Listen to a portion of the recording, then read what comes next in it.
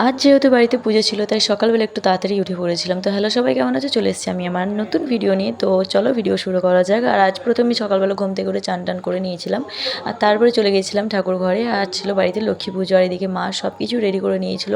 কাজ বলতে আজকে আমার সেরকম কিছু ছিল না, একমাত্র মায়ের সাথে সাথে একটু হেল্প করে দিচ্ছিলাম, বাকি সব মা নিজেই করে নিয়েছিল। আর তারপর আমার মন বলে উঠলো যে চলো, মা যখন আজকে সব কাজ করেই নিয়েছে তখন আমি বাড়ির টিফিনটাই তৈরি করে নিই।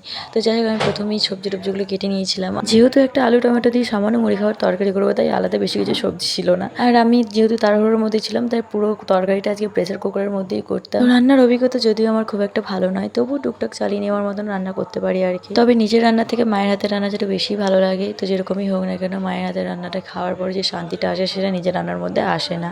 তো তারপর আমি রান্না করে নিয়েছিলাম, আর আমি একটু তাড়াতাড়ির মধ্যেই করছিলাম, কারণ আমাকে রেডি হয়ে কাজেও যেতে হবে। তার মধ্যে চলে এসেছিলো এখানে ঠাকুর মশাই। তো চলো আজকে ভিডিওটা এখানে শেষ করছি। দেখতে দেখতে দিনও শেষ হয়ে গেলো, এদিকে আমার ভিডিও হচ্ছে। চলো টাটা।